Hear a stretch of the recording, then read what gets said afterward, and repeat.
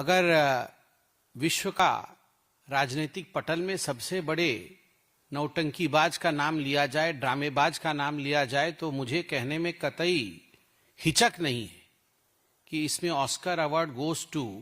केजरीवाल जी। आप बताइए किस प्रकार से आर्टिफिशियल इंटेलिजेंस में भी वो कुछ दिखा रहे थे, बाद में मालूम पड़ा थप्पड़ भी पड़ रहा है उनको उसमें। और उसी प्रकार आज जिस प्रकार की हिमाकत केजरीवाल जी ने की है, ये अक्षम्य है। अरविंद केजरीवाल जिन्होंने बांग्लादेशी और रोहिंग्याओं के साथ हमारे पूर्वांचल के बंधुओं को कंपेयर किया है। 17 दिसंबर को पार्लियामेंट के अंदर, जब पार्लियामेंट चल रहा था, उस समय भारतीय जनता पार्टी के यशस्वी राष्ट्राध्यक्ष एवं राज्यसभा में हमारे नेता हेल्थ मिनिस्टर आदरणीय जेपी नड्डा जी ने बहस के दौरान एक प्रक्रिया के विषय में चिंता की और चर्चा की कि किस प्रकार भारत के संविधान में वोट जोड़ने का और वोट काटने का ये प्रावधान है। आप सभी जानते हैं कि इलेक्शन कमीशन ऑफ इंडिया जो संविधान के अंतर्गत काम करती है, उनका एक प्रावधान है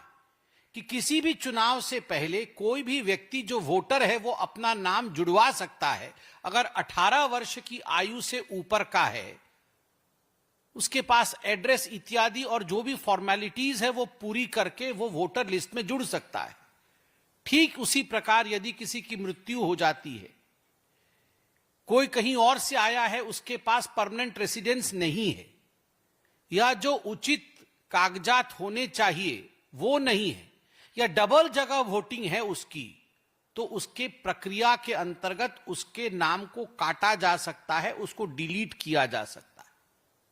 जब इस विषय में चर्चा चल रही थी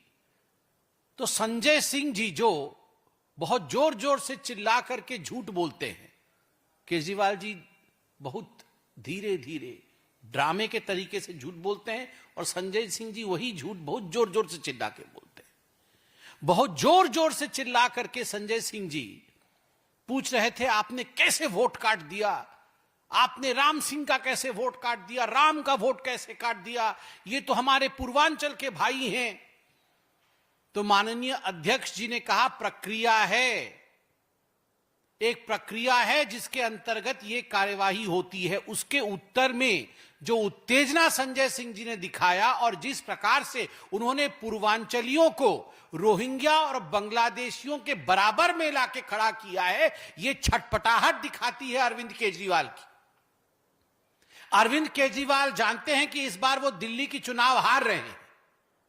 अरविंद केजरीवाल जी जानते हैं कि शराब घोटाला जो उन्होंने किया है, जिसके कारण उन्हें जेल के सलाखों के पीछे रहना पड़ा, उसका खामियाजा उन्हें भुगत